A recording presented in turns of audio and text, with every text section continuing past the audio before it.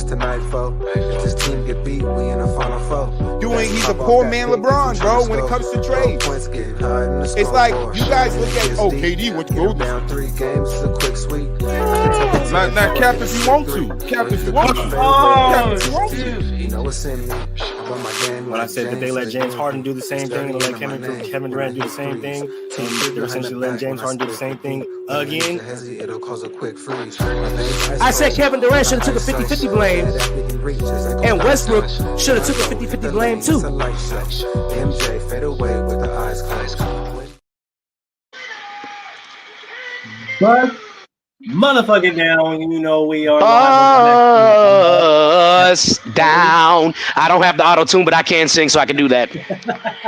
Welcome back to another episode of BTB, aka Basket to Basket, and we are live. I'm back with my main guy, DJ Michael B. How we doing, big dog? Y'all see what the headlines say? The return is upon us. I am here. I am back, and to commemorate this, I know Moo probably ain't got no alcohol, so go ahead and take you a hit. And I'm gonna go. There we go. To commemorate this, hey, y'all already know with FTSL. I started here. I still love Basket to Basket. Work schedules is getting into play here, where I can't really be on Basket to Basket no more. But anytime I can come on, I'm all for it. Most definitely. You know, we all love to have you back anytime that you can slide through. First and foremost, before we go ahead and kick through this doc, I'm going to go ahead and say shout out to Blue Wop and shout out to Troy. We understand that they're not on screen right now. Troy is handling some business with a close friend, and Blue Wop is handling some business with some weather, because you know he does live in Chicago. And so shout out to them boys. We'll see you guys back on the show soon. If you were curious about the background noise that is going on in DJ Michael B's screen, it is because he was watching the live Netflix show on of WWE Raw, which I am indeed watching as well. And Rhea Ripley is going insane. Okay, she is tripping right now. So if you're not watching, she's tripping right now. Okay, so if you are not watching and decide to watch us, appreciate you. But I definitely think to dual screen and try to get WWE on in some way, shape, or form. Now, let's go ahead. Hey, I'm not gonna lie to you. Just to speak on that real quick, she ain't have to hit Liv. She ain't have to hit her with it twice though, bro. Twice. She did. Liv has been hella disrespectful. It's like, hey, don't play with me, play with your mama. Don't try me, try Jesus. Yes, I'm not even gonna lie to you. That's for sure the truth. I'm not even gonna hold you. That's for sure the truth. Hey, but shout out to Rhea Ripley. She is now the new WWE Women's World Champion. So we'll see. A championship she never lost. She never lost, honestly. She only had to relinquish the championship, if y'all remember, due to injury. So she never actually really lost it. Okay. Caused by who?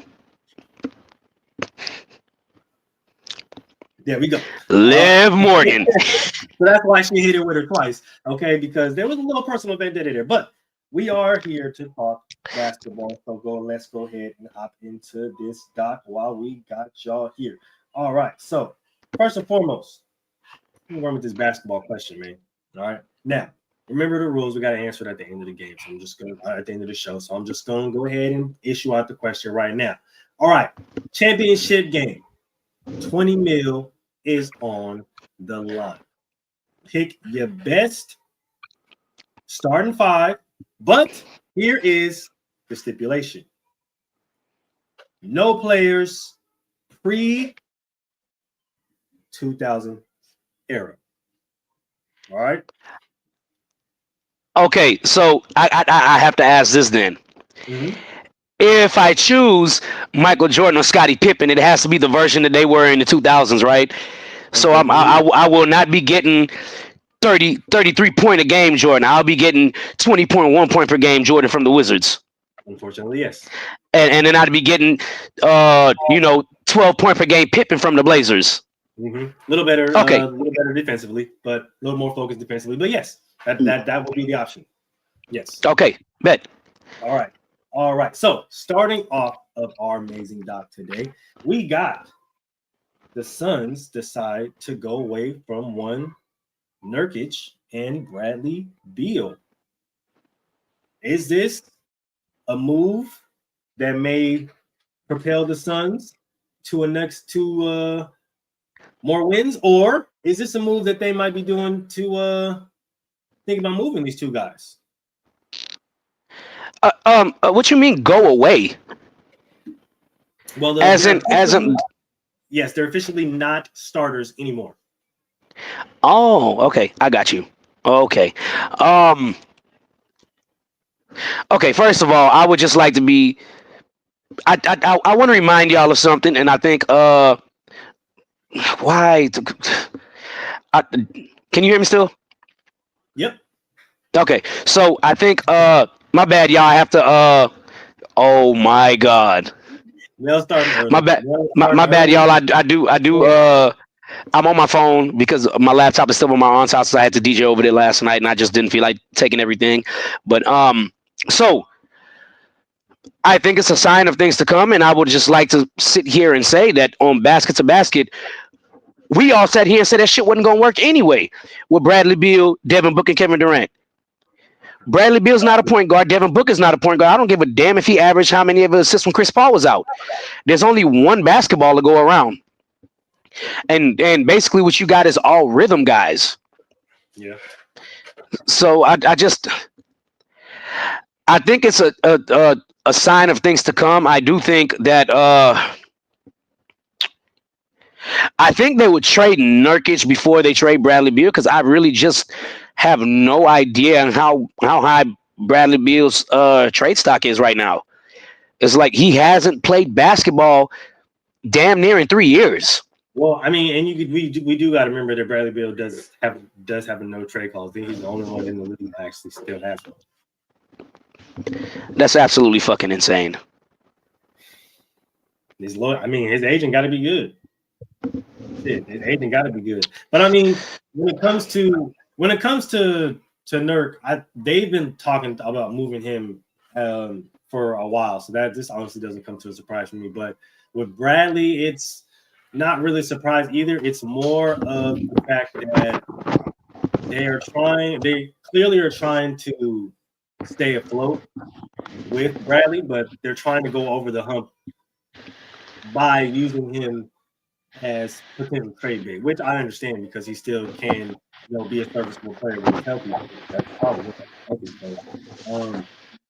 I really don't know the market for Beal. Honestly, I think Nurk might have a bigger market just because he's younger. He is ratherly known to stay relatively healthy, and it's relatively a strong market for big men right now. And it might be. I'm not saying it is, but it might be time for a change of scenery with Nurk. So who's to say that him on another team doesn't fulfill his skill set or give him the juice that he needs to prepare forward.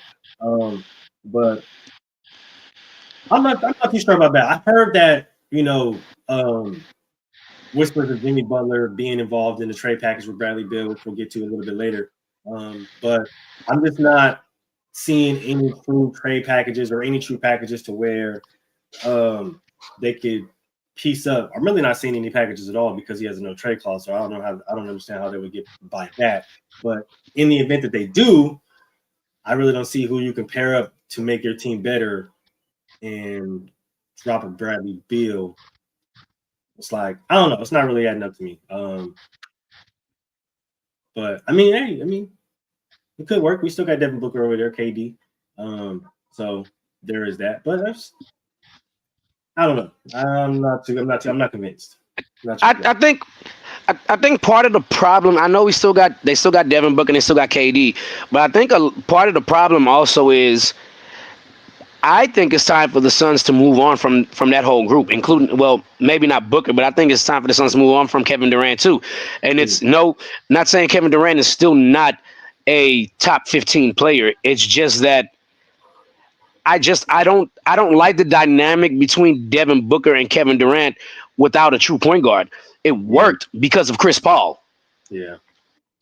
And they tried to bring Grayson Allen over there to try to mimic that, but obviously it doesn't work because he's too much like a two. So he's definitely a two. Yeah, so it's hard to kind of get that traditional look at the traditional point guard field because you need that to kind of open up and space the offense out. And you just need to play better on defense. A lot of, the narrative is that the Suns are a soft team, which I can kind of see. I'm not gonna lie to you. So it's just being more ferocious on the court. Like DJ Michael B brought up earlier, right? The competition factor. It seems like there's too much buddy going on, so that kind of seems like, or makes it seem like players are taking off the gas a little bit when they're up against their players or whatever the case may, or up against their homies or whatever the case may be. But it's just we just want to see competition, and I think a lot of the executives want to see competition. Yeah, so that's why a You, lot of the I change.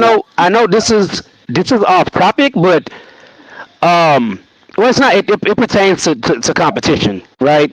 Um, Charles Barkley made a good point years ago when he said these players don't have to earn money anymore. They just got to be in the NBA and they just get paid.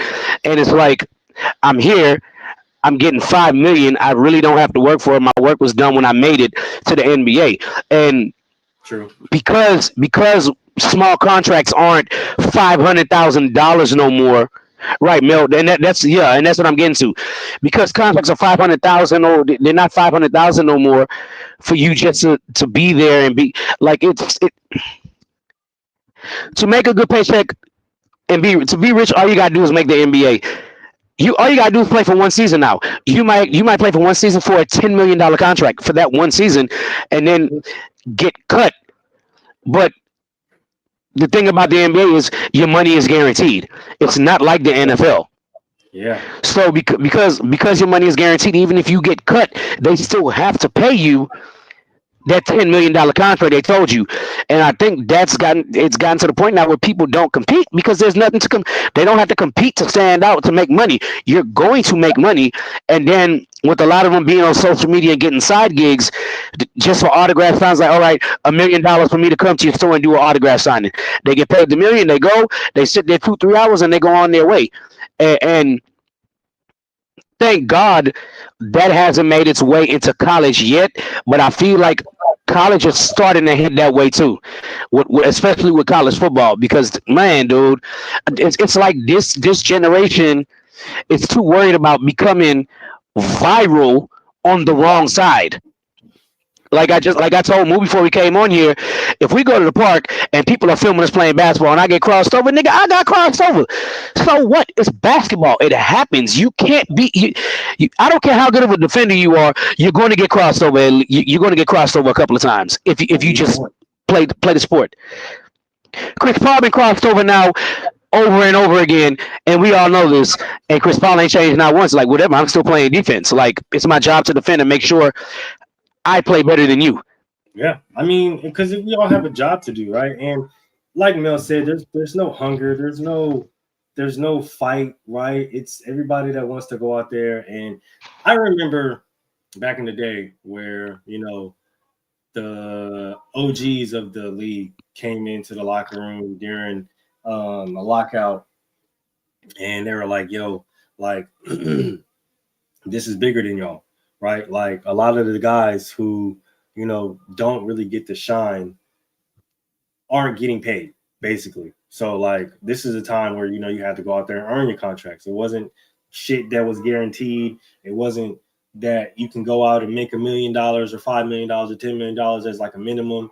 And now you're sitting pretty in Beverly Hills somewhere. Like, nah, like you had to go out there and really earn your contract, or you would be overseas or shit at McDonald's somewhere real quick. Right.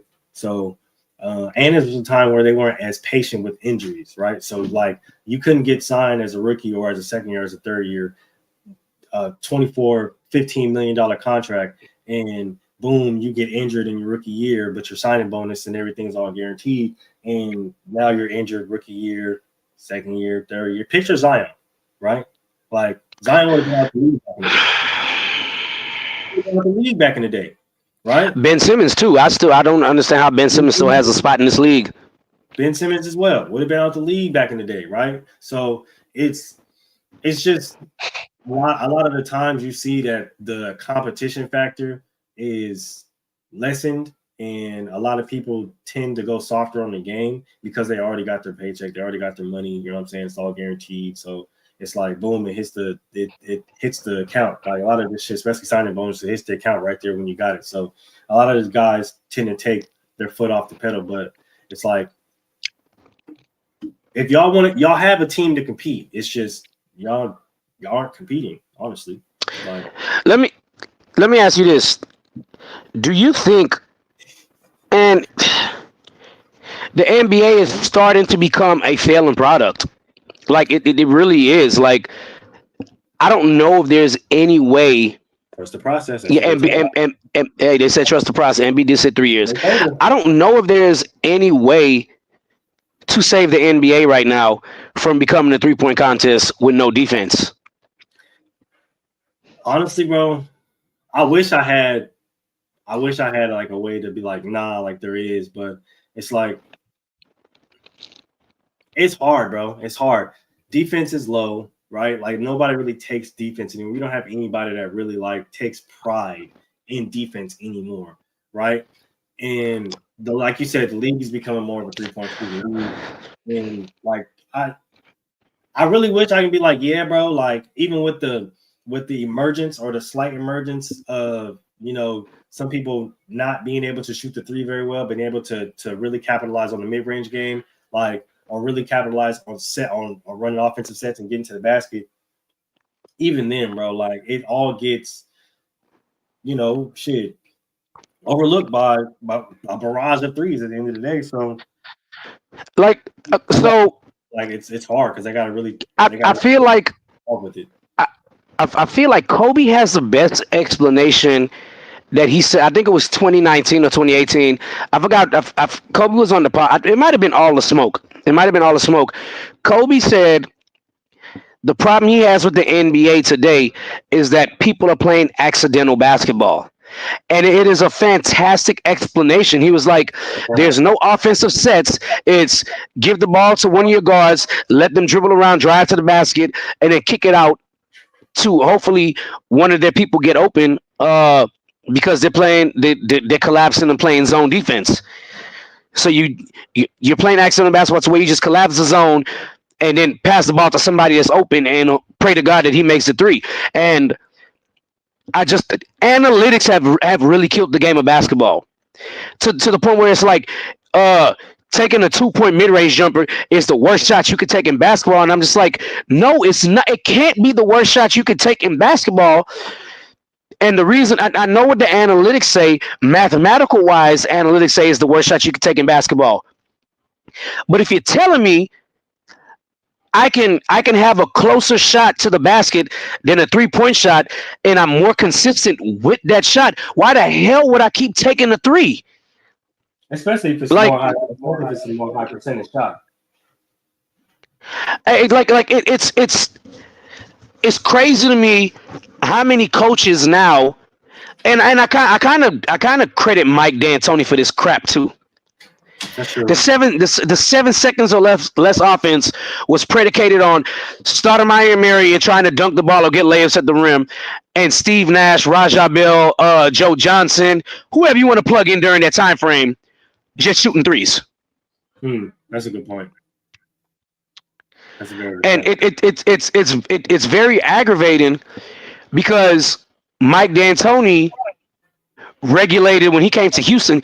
He regulated the Rockets only take threes, but see, here we go again. All you're taking is threes. You're not posting up, and posting up gives you a closer shot at the basket, and it should be easier shot from a post up. But since you say no mid-range jumpers, I bet your stupid ass would have wished you would have took a mid-range jumper when you went 0 for 27 and could have beat the damn Warriors to go to the finals. I bet your asses wish you would have took mid-range jumpers then. Hey, they were winning that game. There is hella film out there saying, look, bro, every team doesn't have a Steph Curry. Mm-hmm.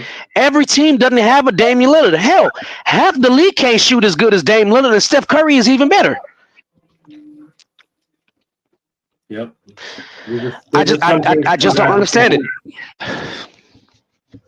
That's what it comes down to. There's some guys and some things you can't mimic. And I think a lot of teams tried to get off by mimicking a lot of the setup or the structure of a lot of other teams that have won championships, but we know it's a copycat league. But now, when is the next new big thing, right? Like, when is the next Right. new thing that is going to take the league by storm and have that team go on a dynamic run like we've seen, in the past? So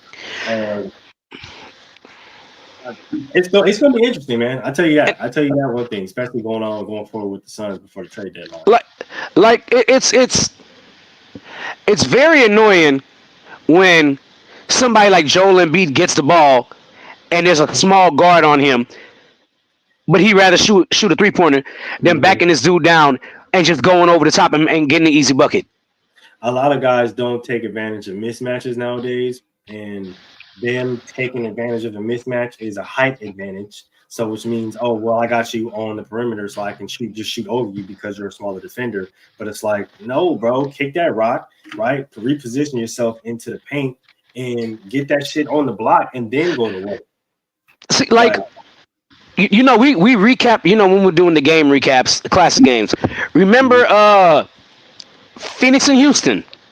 Phoenix and Houston in that game 7, and Charles Barkley had got hurt, and I pointed out one of the things Houston did so well was they smelt blood because Charles Barkley was hurt and he was playing power forward, and I think it was Tom Chambers that was the center. I can't really remember if it was Tom. I can't remember who the Sun center was during that time frame. Tom Chambers is more of the 80s, but I can't remember who it was. But one of the things Houston did a lot of was crossing Hakeem and Otis Thorpe and getting Charles Barkley to switch on to Hakeem, because Hakeem is a true 6'10", 6'11", while Charles Barkley was 6'4", 6'3", 6'4". And they took advantage of that mismatch, and that was one of the things that helped them come back being down 3-1, was that they took advantage of Hakeem throughout the whole series, switching on to Charles Barkley. And it paid dividends because the first 4 games, that wasn't the case. That's true.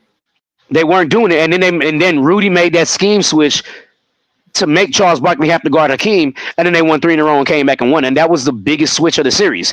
So it's like, where are the tactical minds in the game? And I know people are gonna be like, well, JJ Redick is a tactical mind. No, JJ Redick is an analytical person. He's not a tactical coach. More analytical mind, not tactical. And the thing that pisses me off about JJ Redick's coaching, he's leaning on the analytics when the analytics don't favor your team. Shooting more threes doesn't favor your talent. Like, it's absolutely insane that you will push your team to shoot more threes. And I think it's because he thinks he has the personnel for it, but they don't. And I think that's the ultimate part, is you don't have the personnel to run the type of offense that you're running, especially the type of player that we know JJ is. It's just the dynamic of that team isn't to where it should be for that type of offense. And I know they acquired some solid young talent, and they still have some solid young talent over there, but it's not the talent that's needed in order to succeed in the type of league that they're in, especially with that. Yeah, good convo. That's a good one. No, definitely. Next up on the docket, to bring back Jimmy Butler. The antics have worked, and he has been ultimately suspended. I think for 4 games. I'm assuming while they try to find him a trade destination. And he has officially requested for a trade. Now, there have been rumors that Phoenix needs to acquire Jimmy Butler, not wants to, but needs to. This is what everybody is saying, because he would bring that more tenacity kind of mentality to that team, in which they, I guess, so desperately need. Now, there have been other rumors and other whispers about him potentially going back to Minnesota and pairing up with Ant-Man and Rudy Gobert. So I'm just here to ask, where do you think that Jimmy is likely to end up? Well, okay. To start things off, if he goes back to Minnesota to play with his brother, Michael Jordan's other son, that would be absolutely insane because you have two brothers that are long lost Michael Jordan kids. Come on, man. Like, let's address the elephant in the room. Please, that. I'm I, glad. I know y'all probably didn't think about that, but as soon as you talked about that, it popped in my head like, that's crazy. Is somebody coming on? Hey, my man. Gang, it's good. What's Are good? we talking about where Jimmy Butler should end up? Oh shoot. But if he ends up in Minnesota, he'll go play with his long lost brother in Anthony Edwards. I don't think he's going to end up in Minnesota. Matter of fact, the teams that everybody keep calling out and suggesting, I don't think he's going to end up at any one of them. I don't know necessarily where he would end up and be a good. I mean, like I never thought I would see Jimmy Butler leave the Heat because I thought him and the Heat were a match made in heaven. That's GQ. What's up, GQ? So I thought him and the Heat culture was a match made in heaven. This has to go deeper than just a Jimmy Butler trade, though. This goes deeper into Pat Riley not wanting to spend money to pair him with somebody else. And I'm not talking down on what's the center's name? His name just slipped my mind. Bam. I'm not talking down on Bam. I think Bam is a really good player, but I don't.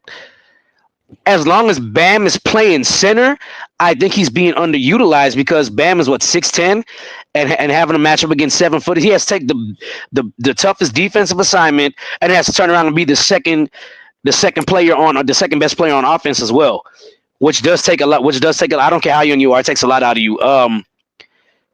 Bam should be more playing power forward, just like the Lakers want Anthony Davis to play power forward and bring in a center to actually play center.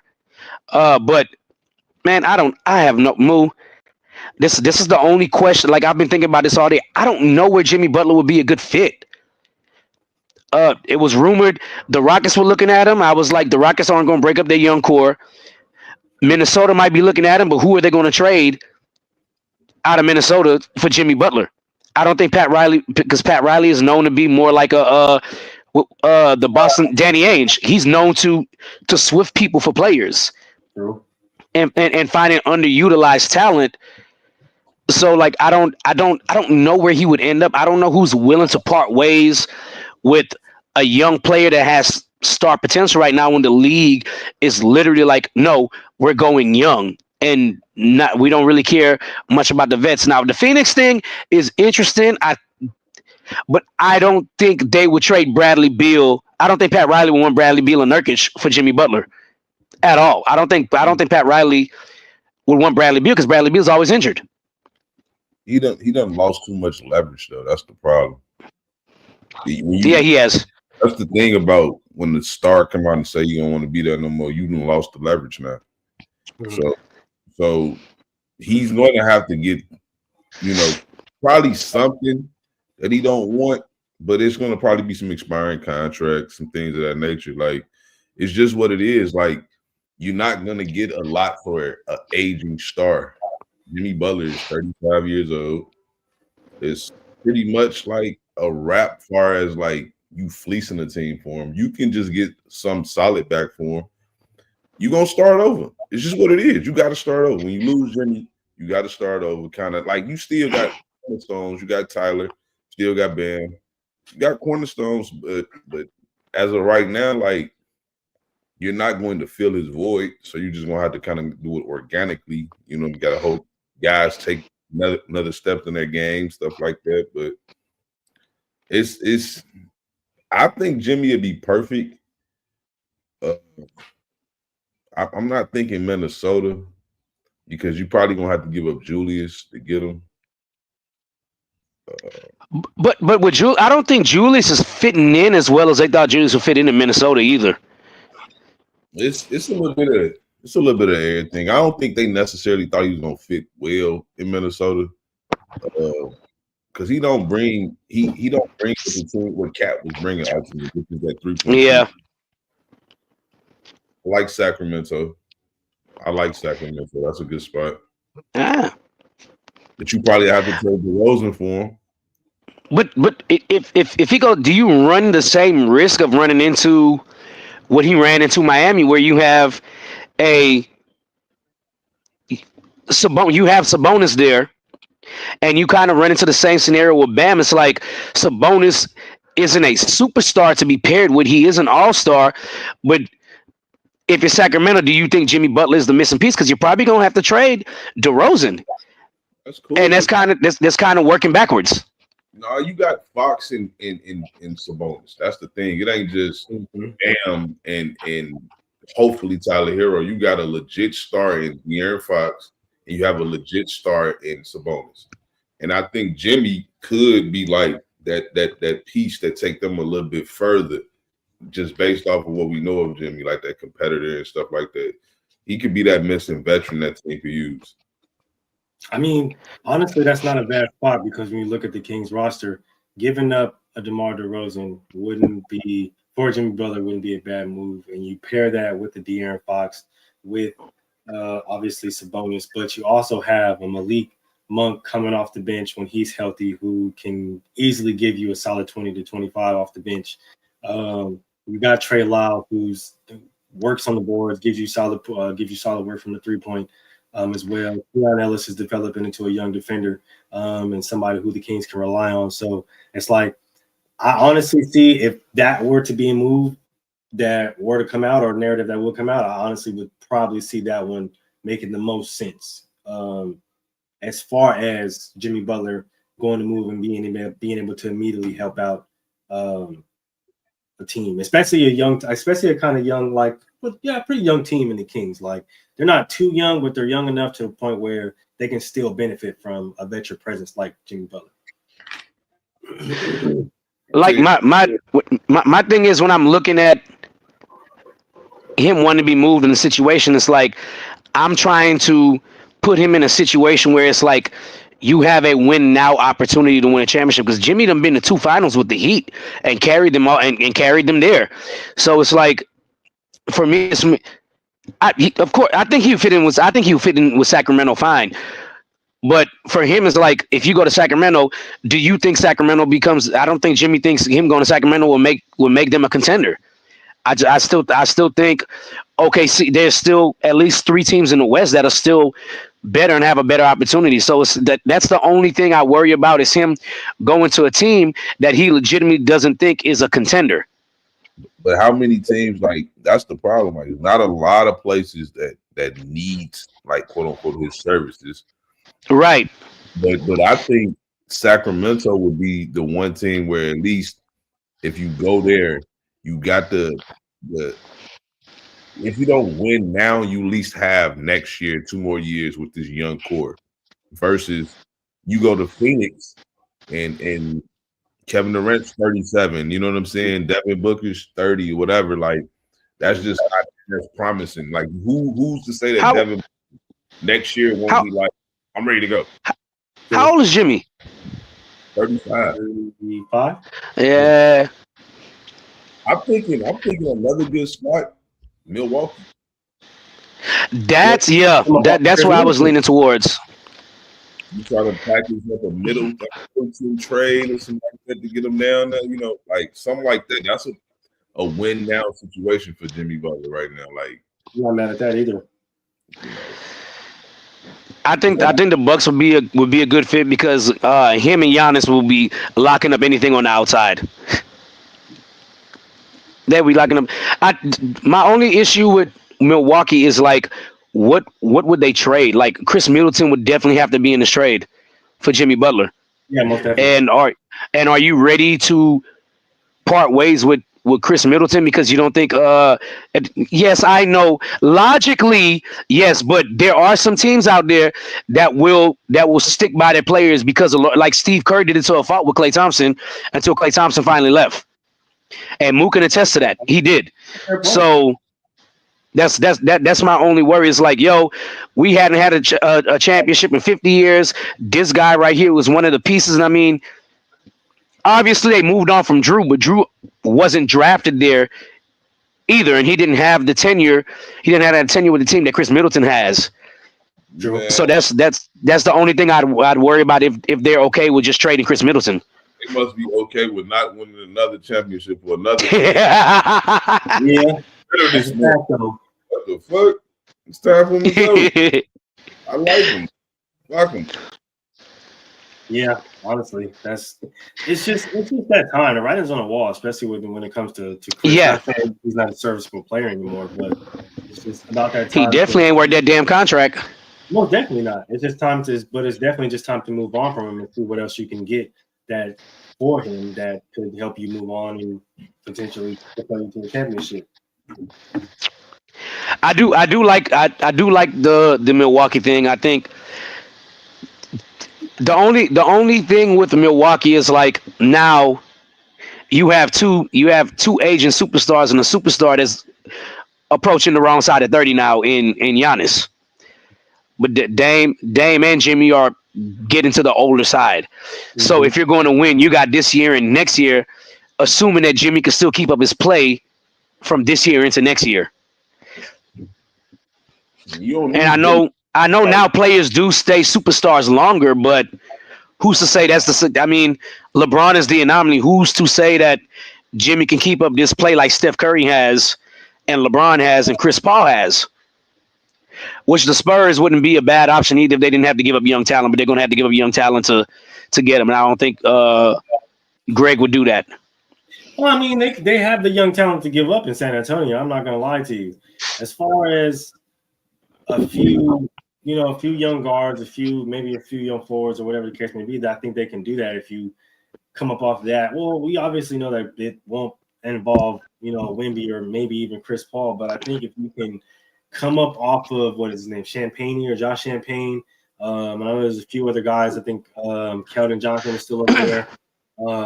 A few guys that might be serviceable. I think you might be able to make it work.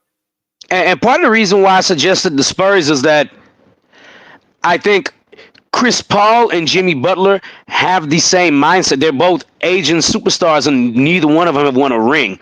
So the will to compete and win a ring would be there. Do I think they'd be able to get it done? I don't necessarily know that, but I do think the mind frames will match up between Chris Paul and Jimmy Butler. Fuck that. Hell no. Hell no. They'll be clashing, bro. They too much, too alpha, too much alike. And don't get me wrong, that type of mentality would be good if they probably was younger and they kind of grew together. Like that'd be great, challenging each other. But like if they age, nah, hell no, they're gonna be fighting a lot at practice and shit like that. So fuck that. I like Jimmy again. I think if you can get him into one of them situations, even with a Giannis being creeping up on wrong side of 30, as DJ said, but I think that's still just a better chance. You don't have to do as much. We don't even need you to score 20 a night. We really just need you to be like, maybe a. Do y'all have sleeper? I'm sorry to interrupt, but do y'all have sleeper? Yes. Did you see? Did y'all just see the update? They said Kobe White postered Wemby. Now I'm kind of interested. Oh, no. But normally on sleeper when they say poster, it's not what we consider a poster. We'll about to pull that shit up right now. We'll have to see and check the proverbial film to see if it was actually a poster. Yeah, you checking that shit right now. I'm about to grab my phone. But boo, I think you know what? So, I think that's a valid point. It could just work against them. That they're both headstrong like that. So yeah, that's a valid point too. I think Sacramento, not sitting here talking, I think Sacramento and Milwaukee would probably be the best two fits. On the off chance of him going back to Philadelphia, because Joel Embiid has quite raved about Jimmy Butler being his teammate and him being mad at Jimmy. They didn't re-sign Jimmy. On the off chance that he goes to Philadelphia, I don't know how that will work with Paul George, because I would assume they'd have to give up Paul George to get Jimmy. And nobody's taking that contract. Nobody's taking it. Yeah. Nobody's taking that contract. Paul George got lucky to get. He was only going to get that from a team like the Clippers, who felt the need to try to keep their core together, or a team like Philly, who's desperate to win. So, what about Jimmy going to the Clippers? I don't like that. I don't think him and James Harden get along. Oh, for sure. I forgot James was over there. Yeah, I don't think him and James get along. I was only speaking to the Kawhi. I was thinking about him and Kawhi, but y'all see, Kawhi Leonard's supposed to come back. Somebody said on Facebook his number is the amount of consecutive games he's going to play, and I thought that was absolutely hilarious because his number is 2. It's good news for the Clippers. They've been holding the fort down for the most part while he's been gone. Mm-hmm. It's good news for him, but they could also throw off players and things of that nature, trying to incorporate him back to the lineup. So, I like Ty Lue being there because I think he a coach that ain't gonna force too much. He ain't gonna. Yeah, shout out to Ty Lue. He's a good coach. Yeah, he a great. I'm glad y'all brought that up because that's a perfect transition into our next topic. Kawhi actually has returned, and he returned on Saturday against the Hawks. The Clippers won 131 to 105. Kawhi Leonard, 19 minutes, 12 points, 3 of 5 from 3, with 1 assist, 1 block, plus 22. Light minutes, of course, trying to work him back into the rotation, of course. But Clippers win big with Kawhi Leonard back on the court for the first game. What we think about that, fellas? Boo up. I'm gonna go ahead and start with you on this one. Basically, again, like I love being there because he's a guy that's not afraid to coach players. He's a player's coach. You know, I think I read something about him basically calling LeBron out, you know, who is the GOAT of this generation. Like, if you don't have no problem calling LeBron out, you probably don't have no problem calling Kawhi out. So, or protecting Kawhi from himself, because we know players sometimes like to, you know, want to get back out there or whatever may be the case. I think Ty Lue is the perfect guy for that situation. And he's not going to, again, overload Kawhi and force him into, you know, just do whatever, you know what I mean? Like, it's just not one of those things. So I'm glad to see him back, though. He's one of my favorite players. And, you know, I hate to see, you know, that's why I don't really do the memes, because I don't think there's no way a guy like Kawhi just don't want to be out there. You know what I mean?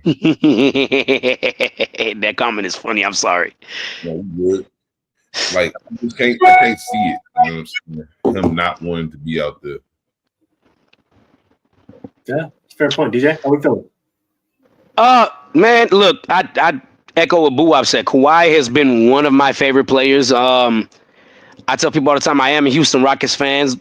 I am from Houston, but I still root for the Spurs too, because they are Texas. And to you Dallas Cowboys fans, suck it. I would never cheer for you.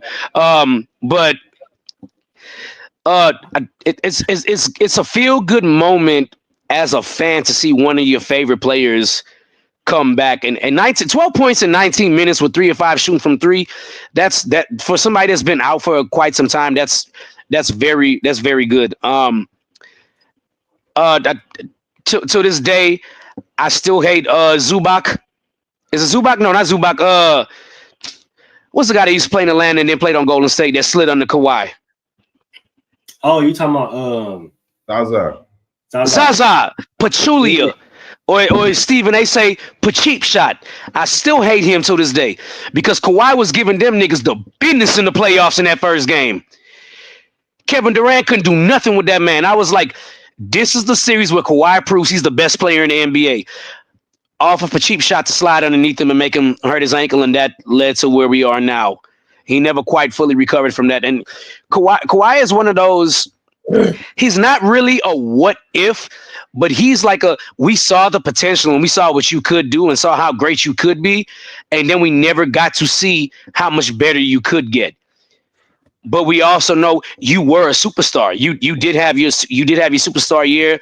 You took the Raptors to the finals and won the title, which I was absolutely ecstatic when they won the title. But it just feels good that Kawhi is back. it's just better for the NBA if Kawhi is playing because he is one of those guys that was known to be a star player too. I feel that. I definitely understand that. It's really good to see. First and foremost, Kawhi being able to play again. We all know that he's been dealing with his share of injuries, along with the ankle thing that happened when he was with San Antonio. There was also the knee thing where they were essentially ignoring his knee problems and said they quote unquote couldn't find anything, but he goes to the Clippers and they take the ample time to not only let him get healthy, but find out what's truly ailing him. It's good to see him back and fully return on the court. Only 8 points tonight in 21 minutes. Of course, second game back, so he still probably has to get his court legs under him. But definitely glad to see him back. I'm really interested to see the Clippers at full strength. I obviously said in the offseason that they should be formidable, even with Kawhi out, and they relatively were. So with them being fully healthy, it's going to be interesting for us to see.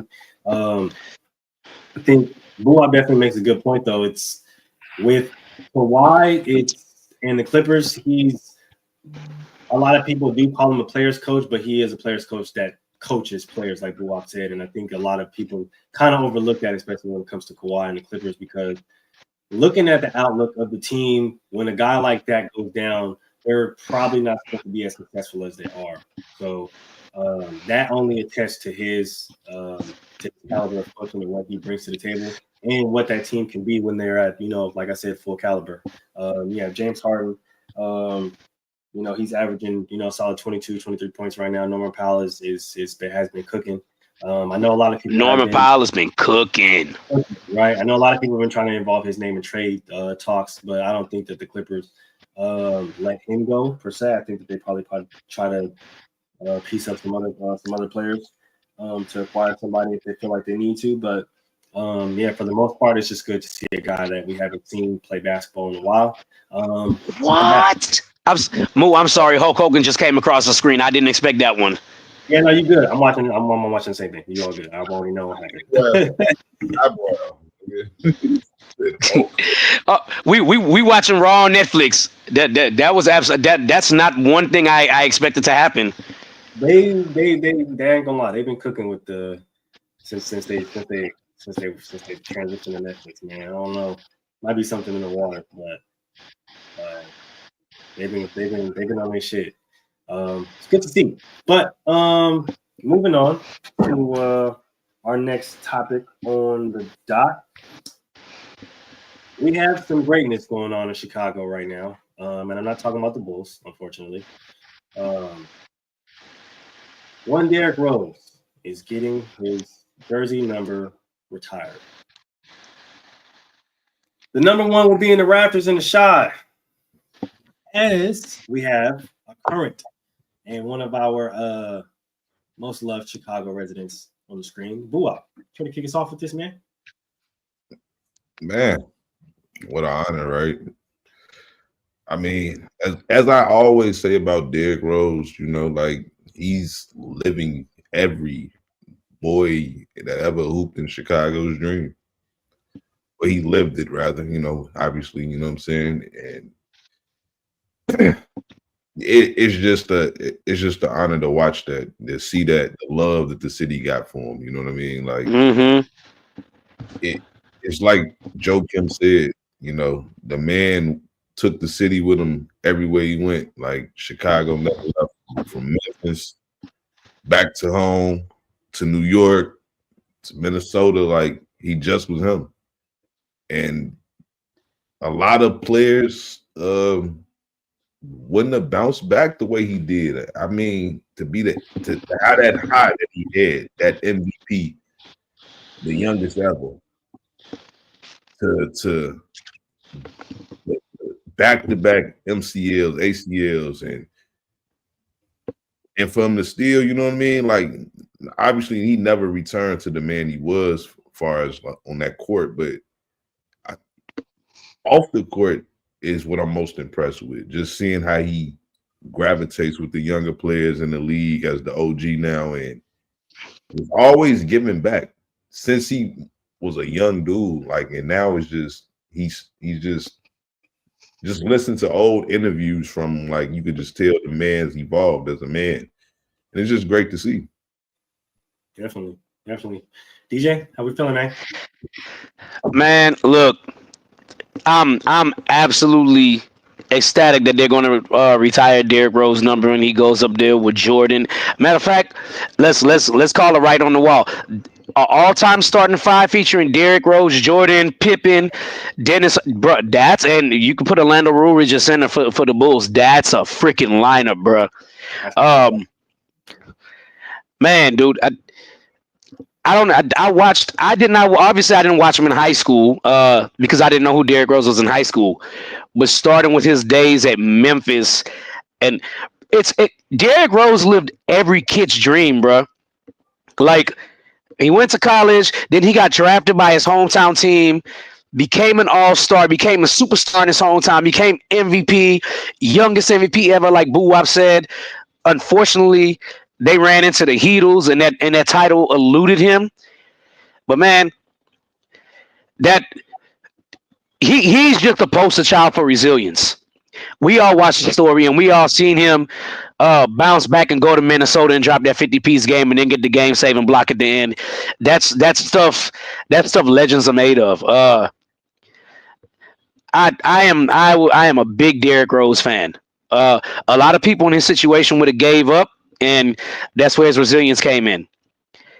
He is unfortunately, I hate to say but he is exactly what LeBron is before he got hurt. Like, he played for the city he was born in, and he played for the organization that he loved since he was a kid, and that's every child's dream. And man, I'm happy for him. And he like, boy, off the court, man, this dude, I don't know how he didn't win a Man of the Year award with the NBA. I don't know how he didn't win a Man of the Year award with the NBA for his community service. But obviously, a lot of people in the NBA obviously give back a lot and things like that. And man, he deserves it. I don't care that he got hurt. I don't care that he didn't get to be a superstar for 10 plus years and this and that. Not there. I think when he scored that 50-piece and you seen the love from LeBron, D Wade, and the rest of the NBA, that right there alone spoke volumes. Honestly, and I think it's just the emotion, right? Like, when he scored that 50-piece, right, it was like him taking us back to vintage Derrick Rose, man. And it was a memory that will forever be in my mind when it comes to Derrick Rose. Like Michael said, like, a lot of people didn't follow him since high school, but like the early days of YouTube, right? Like, if you were like really invested, right, you knew who Derrick Rose was coming out of Chicago, right? Like, a lot of my homies from Chicago went to the same school, you know what I'm saying? Like, they, attended class with bro. You know what I'm saying? So it's like, it hits different for a lot of people in Chicago, right? And I understand that, right? When you see a hometown hero, a hometown kid who you grew up with, who you went to class with, who you just knew was going to make it, bro. Like, just looking at him, you know what I'm saying? Quiet kid, don't go out, don't party, don't do none of that extra stuff, bro, but just focused on hoop.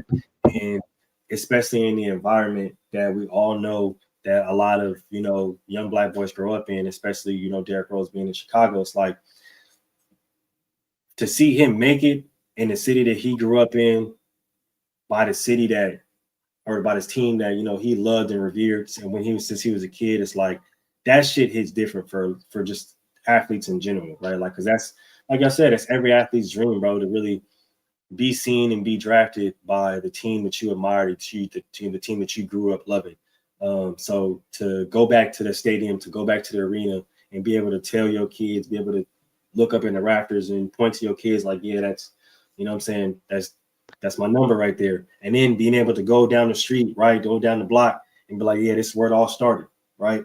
This high school, this middle school, these stomping grounds, this little park right here, it's where it all started, right? And you can take that and travel that all the way to where it ended in Chicago with his jersey up in the rafters, man. So, like, that's special just for athletes, just in general. And I know that's special for Chicagoans everywhere because, like I said, he literally lived the dream of a young Chicago kid that didn't want to do nothing but just play basketball for his favorite team.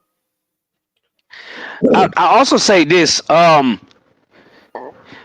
What's Chicago's arena called? The basketball arena. I forget. It slipped my mind.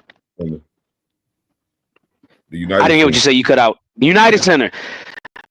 Right. So like, and I think this sentence is gonna be heavy. I think United Center might be the house that Michael Jordan built, but it's the legacy that Derrick Rose carried on. Because it was the first time in a long time since Michael Jordan left that the United Center was packed, bro. And this is no diss to even. That's not true. Though. No diss. Huh? That's not true. What you said? The Bulls always used to still sell out though. Like they just. But yeah. But I'm speaking more to like the excitement of a superstar. Yeah, and what about is we the city felt like we had a chance again when Derrick Rose. Yeah. That's what he brought back. We didn't feel like that. You know, we had some real dark years. You know what I'm saying? Yeah. But that's to be expected, to be fair, right? When you win, yeah. Especially after a dynasty, you lose. It's to be expected, and but that's what he brought back when he was drafted. Yep. He brought that back, but he just was a kid from Chicago that everybody just wanted to see. Just see win. Just wanted to see him win. Like he was our own. You know what I mean? Yeah. So it just hit so hard, man. Like when like I'm getting goosebumps thinking about that time frame, bro. Like how the city was, like it was a good time, bro. Have you seen the video when he found out he got traded from Chicago? Like he knew it was a possibility, and then he had a live camera crew and this and that. And then when he finally got word he got traded, I felt like the whole world, not even just the city of Chicago, I felt like the whole NBA world cried with Derrick Rose when he cried on camera being traded from the city he loves that he grew up in.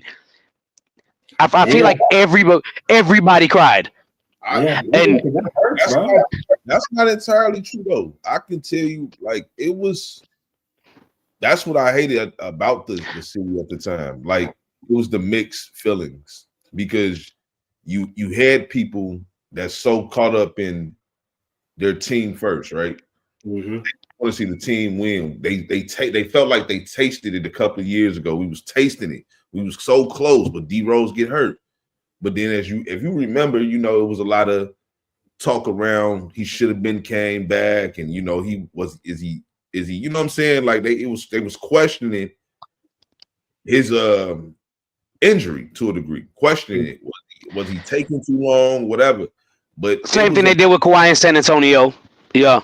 To a degrry, it was more of a mental thing for Derrick Rose, as he had already said, like mentally he just wasn't ready to come back yet. He hurt himself on a non-contact injury, which can fuck with you. It just simply can. So yeah, that's true. The city was kind of, you know, it was like, and then you got to think you got Jimmy Butler at the time emerging. Mm-hmm. So you got half the city wants to give the team to Jimmy. You got the other half of the city like, man, it's D Rose team though. Mm-hmm. So it was. That's why I say, like, it's not that. I think everybody that was still, you know what I'm saying, team D Rose was hurt. You know, you had a lot of grown men hurt seeing the man get traded.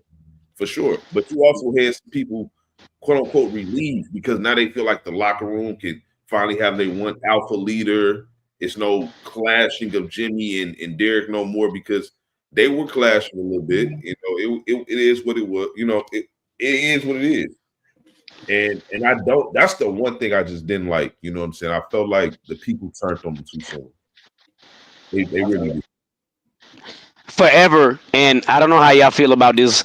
But for me, it's forever. Fuck Tom Thibodeau. I don't give a damn what nobody got to say, because you're laughing, but you know I'm being dead ass serious, and that's why you're laughing. It's fuck because y'all have heard me. Y'all have heard me on Basketball over and over again saying I don't like Tom Thibodeau, and it's just like, man, Tibbs always get his teams to win, but his superstars always get hurt because they get played too much. He did the same thing with Jalen Brunson last year. He did it with Derrick Rose. Who else was hurt when the Knicks was in the playoffs before Jalen Brunson? Damn, I forgot. Somebody got hurt in the playoffs before him, and it's just like, yo, Josh Hart, like Tibbs. Like the one thing I always say is like, if it's a trend, it's not an accident anymore. Your star players are getting hurt when they play under you because you play them too many minutes. I mean, the report just came out a few days ago about Bill playing all his starters 40+ minutes. Well, I don't know. I personally think that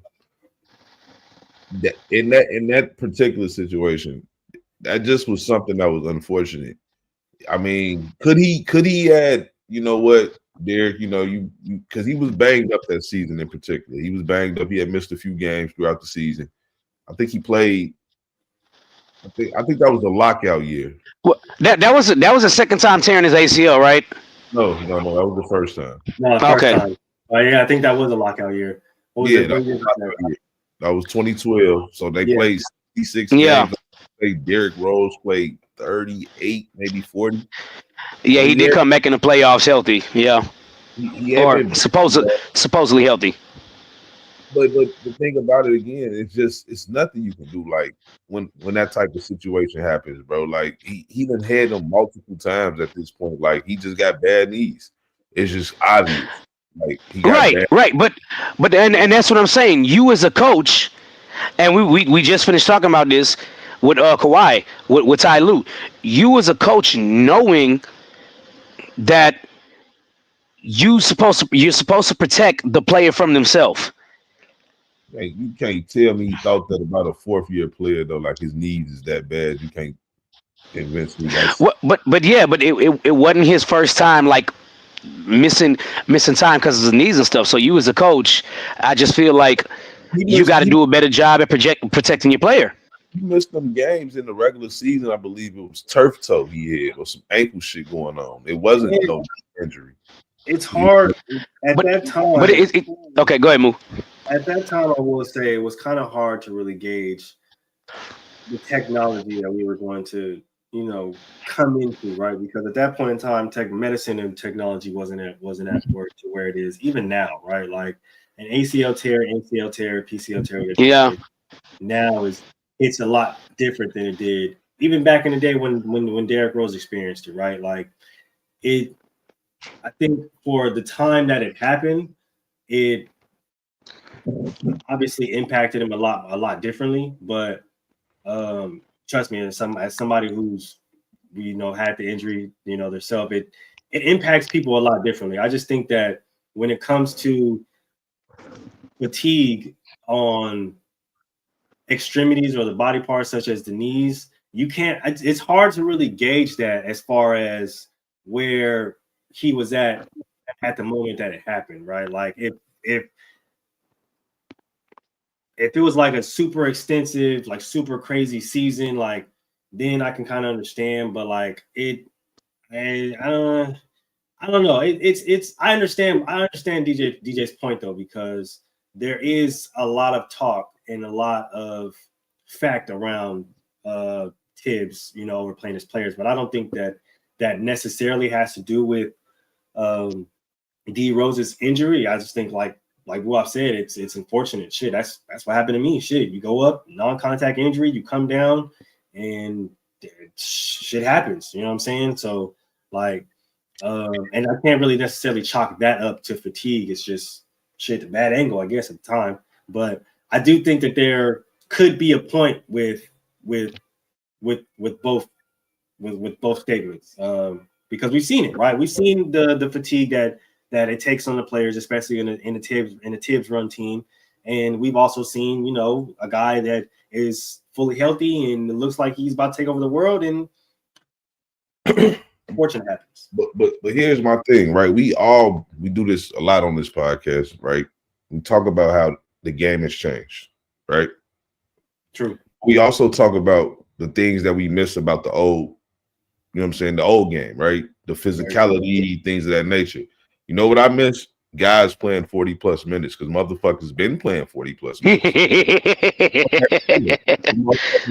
feel that. Minutes. Like, I definitely feel that. I feel that in my soul. I'm just saying, like, I get it. Like, technology suggests you don't want your star players playing that many minutes, right? We get it. We get it. We've seen what can potentially happen. But a lot of them guys didn't get hurt. Karl Malone, John Stockton. It's a lot of guys. Jordan. Yeah. All the guys did this stuff.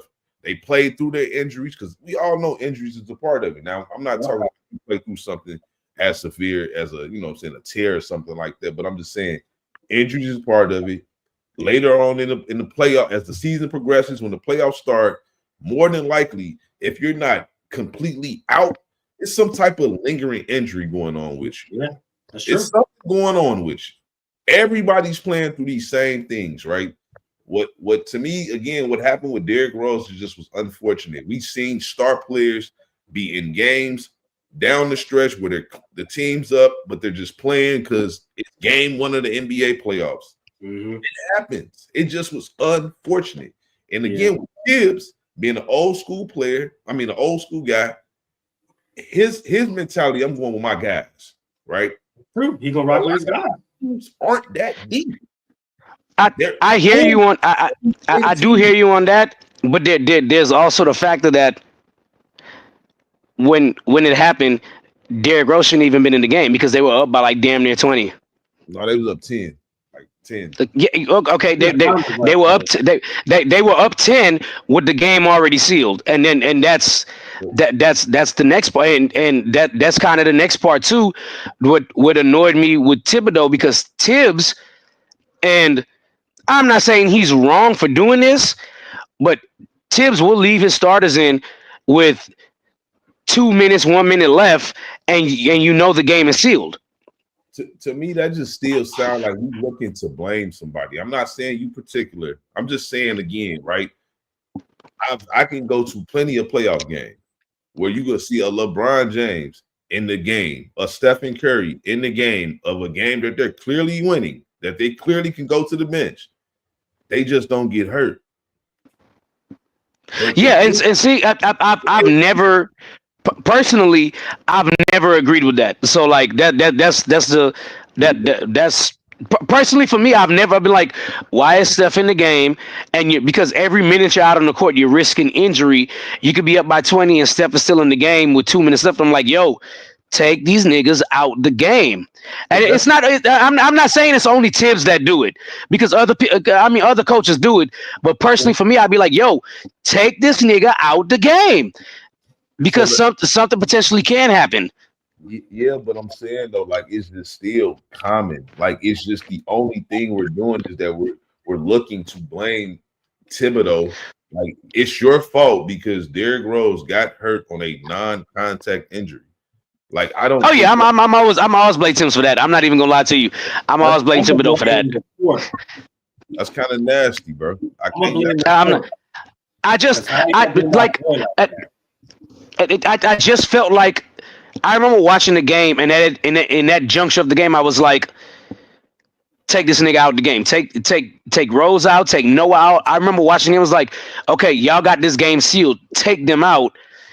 And like I said, I just feel like, and you know, I'm not saying you're wrong. You know what I'm saying? I'm reliving me watching the game and just like, yo, I'm sitting there like, take these niggas out before something actually happens, because right, like, freak accidents do happen. And I'm not, Derrick Rose was actually a freak accident. I blame Tom Thibodeau for still having him in the game, not the injury. I blame Tom Thibodeau for, like, why did you still have this dude in the game when you know you pretty much had the game sealed up? Because at that point, it was not the Steph Curry evolution where teams shot stupid threes and caught the hell back up. But it don't have to do that though. It's just still, again, that's just how to, like, nobody's thinking like this is going to happen. This is something we see religiously throughout history of basketball. Oh yeah, for sure. That's why I preface saying this was a me thing. That's why I said this was a me thing personally, because I remember watching the game and I was like, you should probably you need to take these niggas out the game. Take your starters out the game because I think y'all, personally, I thought they had the game won. So that's why I said it's more of a me thing. And I remember talking to my brothers and I was like, they should take all the starters out the game now because I just think they have the game won to risk. And yeah, like it's not a. That's why when you was like, you're looking. That's why when you say me like, you're looking for somebody to blame, and I'm just like, partially true. But I also thought he shouldn't have been in the game, and a lot of people would be like, well, in hindsight, now you're going to sit here and say he shouldn't have been in the game. But in the time frame when it was happening, I thought he should have been out the game too because I said a lot of injuries happen more at the end of games, and so I thought the starter should have been out the game.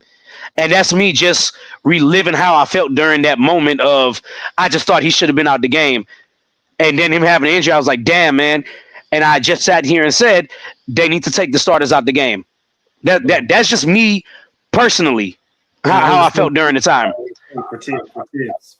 I get what you're saying. I still get what you're saying. Like, yeah, like that is the smart thing to do. But I'm just saying, like, in all sports, bro, we see this stuff, bro. Like this type of stuff.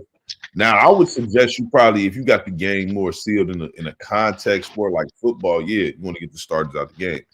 For sure. But in the NBA, bro, again, this stuff happens. It's just he so happened to get hurt. And him being who he was at that time, it just gravitated to me that we gotta blame somebody. I'm not saying you in particular, but I just when I look at people, they say that, and to me, I just don't see how you could blame a guy like Tibbs when you like guys are going to get hurt, especially guys that like a Jimmy Butler. Like he's getting hurt in Miami. It's not like he's just got hurt on the Tibbs. He got hurt in Miami. He gets hurt. It's just what it is. Yeah. Okay. So like earlier, the whole thing that was just a personal shot from me to Tibbs because he always have star players get injured. So like that's just one thing. I have been on the side of at some point you got to protect players from themselves as a coach, and that's just something personal for me. It's like I get it. You know what I'm saying? Michael, you know, like you brought up how Karl Malone, John Stockton, Michael Jordan played and stuff like that. So, yeah, I get it because history has shown it's a 50-50 thing. The NBA history has shown it's a 50-50 thing. So, like, I get it. You know, it's like I get your side, too. So, that's like, yeah. 50 thing, that's more like just like it was a freak accident.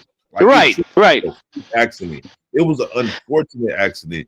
Again, like, to me, the game wasn't really sealed up. Like they won by 12, but that's to me in a playoff setting. If we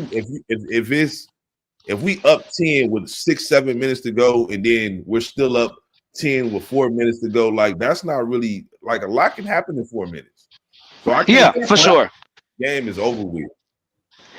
I just think I think personally in that time frame when I was watching the game, it just seemed like the other team had just like this ain't our night. Let's go ahead and pack it up, and we'll get them next game.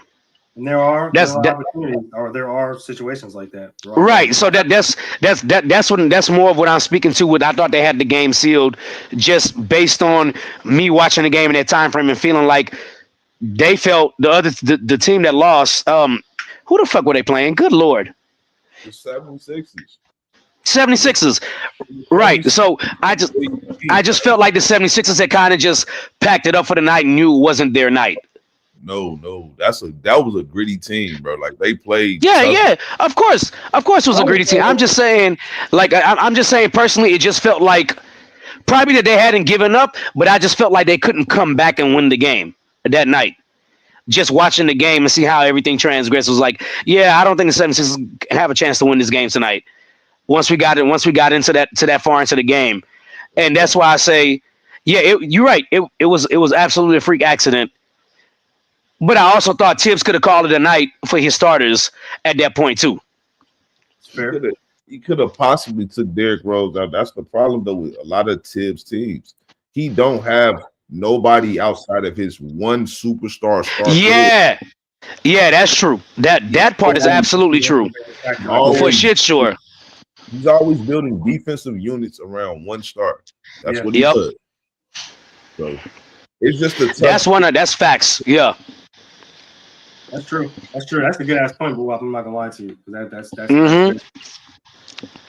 yeah, that take kind of caught me off guard. That's a good point.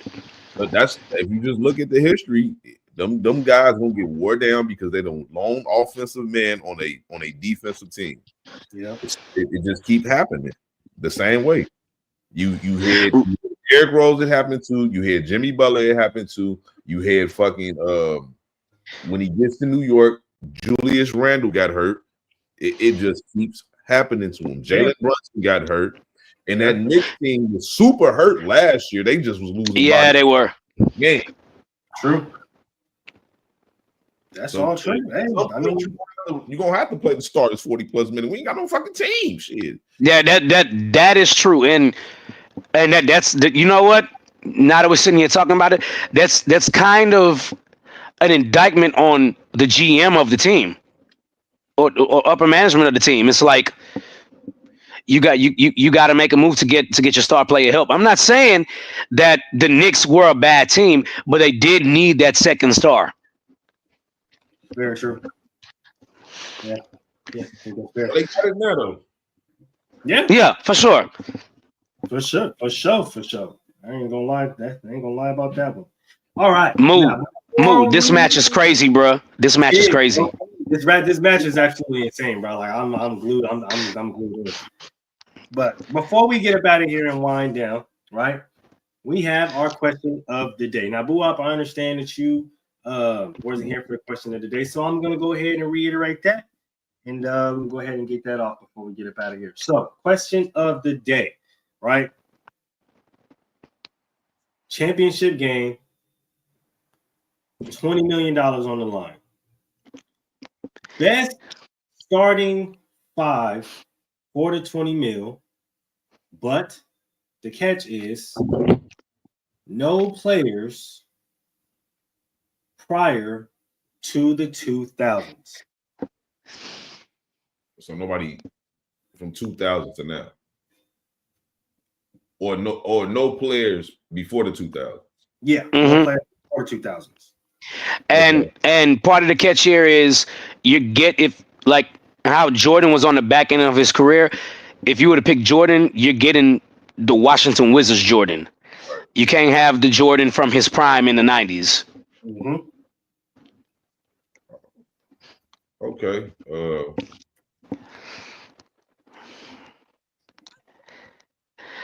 I am going. I think it's cool. It's cool that I go. Okay, I'm going.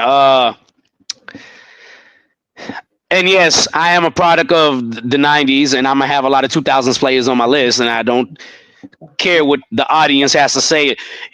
Talking the superstars are better now. Give me Mac, Kobe, Durant, LeBron, and Dwight. That's my five. And for those of you out there wondering who gonna run point, LeBron will. He's a point forward. So, and not only that, everybody's 6'6" or above and can rotate on power forwards. That's my squad right there. I like it.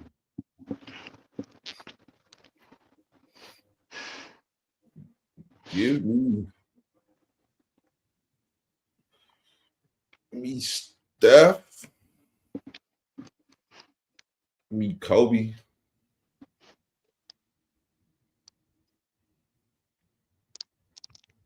give me Kawhi.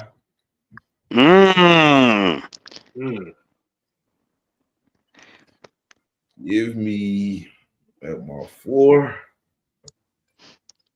I'm gonna go Anthony Davis. That's beautiful. And I'm gonna go Jokic. That's a good 5. Yeah. That's tough. So you got Steph, Kobe, Kawhi.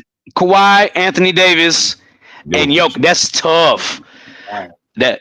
That's tough. I'm gonna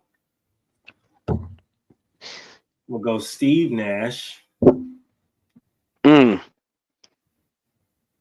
I'm gonna go Kobe at my 2. I'm happy everybody settled on Kobe. Dope. At my 5, I'm gonna go Dwight. Mm-hmm. At the 4,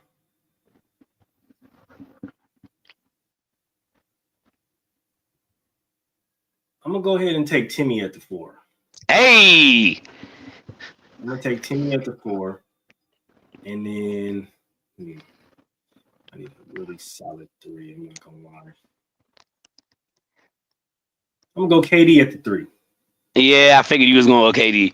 I'm gonna go KD at the 3. I like. That's tough. That's tough. Yeah. I like. So just for fun, don't we done with the 20? Your favorite hater got to be Troy. I don't care what nobody say.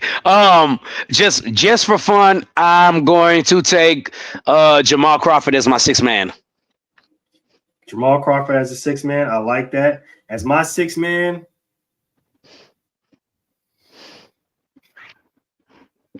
I need a really good 2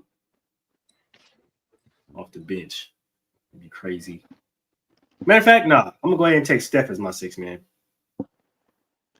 Come on, man. At least pick a real 6th man. Don't pick another superstar. Crazy. Come on. At least pick somebody that's a 6th man. I can go. I mean, I can always go smooth Lil Will. You know what I'm saying? 2 hoes Lil Will. Lemon Pepper Lou. I ain't mad at that. Since we was talking about shot, man, I'm gonna go ahead. I'm gonna throw Ben Gordon out there. Give me Ben Gordon. Hey, good old Benjamin. Yeah. I like that. Hey, by the way, still to this day, and I don't care what nobody got to say, the best playoff series I have ever seen was Derrick Rose rookie year when it was Boston and Chicago, and Ben Gordon and Ray Allen was going. That is a crazy series. That's my favorite playoff series of all time.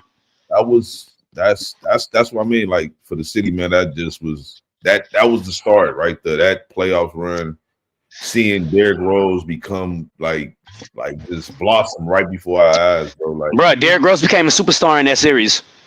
Like, low key for sure, man. Like, yeah, that was just a dope moment for the city for sure. I like that. I like that a lot. Well, you know what time it is, fellas. Gonna go ahead and get them final thoughts, man. DJ Michael B, go ahead and kick us off, big dog. Man, y'all know I got nothing but love for these 2 up here and Troy, man. Basket to basket is still my baby too. Obviously, I can't be on here on Mondays a lot, but when I need to fill in, and I just tell my manager, hey, I got to fill on the podcast tonight. You just got to let me go. I got to go, man. So, yeah, man. I always love coming back here. I always love the interactions we have here, and bro, really and truly, we are family. We are really a family around here. So, I know a lot of y'all aren't in the group. Y'all aren't in the group chat or whatever. But man, we message each other for holidays, and that's what makes from the sideline. So, you know, it's been fun coming back here. I hope to do a lot more guest appearances on Basket to Basket, and both of these brothers here on the screen with me. I love both of y'all, man, and let's keep it pushing for 2025. You know it, man. You know it. Blue up, what you got for us, man? Man, hey, no doubt, bro. You already know, bro. We definitely miss your presence on the show. So whenever you can, please. But like you said, we're family on this show, man. You know, as y'all know, you know, I'm dealing with the passing of a brother. You know what I mean? And you know, my brother was a hooper. You know, and this is what we do, right? We talk about hoopers. Yes, sir. Bro was a hooper. You know what I'm saying? Shout out to all his Dunbar brothers. You know what I'm saying? And I just want to tell my big bro, like, you know, your brother's keeper, man, and always stay with me. Factual. Hey, love to hear it, man. Always rest in power to the fallen soldiers, man. We miss you, we cherish you, and we appreciate your wisdom that you bring to us, even when you're not here. So shout out to everybody that unfortunately didn't make it to the new year, and shout out to the people that did make it to the new year, that didn't make it to see past the first week. Thoughts and prayers go out to you guys, and condolences, Especially the victims in New Orleans, bro. That's crazy. The victims in New Orleans, to the people who were affected by any transgressions that started off the new year. As unfortunate as it is, we just hope that you can find peace and learn to walk and live with the trauma, and not let your trauma become a crutch. Your trauma is part of you, but it's not who you are. So learn to live with it, learn to grow with it, learn to accept it, and that's the best way to live with it and to move on through life. Just something that my therapist, tells me. But make sure you guys tap in with the rest of the shows throughout the rest of the week. Already we got Gentleman's Talk coming up on Wednesday, back to the regularly scheduled program. And if you missed their surprise review / play-by-play of Netflix wrestling, make sure you guys go check that out. You guys already know Thursday coming at you at PVT, so make sure you guys check that. Should have a really dope show coming at you guys for that. And coming on Friday, Talking That Ish. The doc is already filled out. I'm not even gonna lie to you. The best damn football show on the internet, period. I stand by that. That's happened in just the past 48 hours. We got a lot to talk about when it comes to football and when it comes to certain, analysts over there on FS1 and Fox Sports. So, like we say, appreciate y'all for pulling up. Shout out to everybody in the chat, your favorite hater. Of course, GQ. Shout out to my boy, Mel. Appreciate you for sliding through, and everybody else that's in there that didn't want to say nothing. We appreciate you guys for sliding through, watching anyway. Make sure you guys pull up next week. Always celebrate life. Always love life. Cherish your loved ones. And we can catch y'all next week, man. Peace.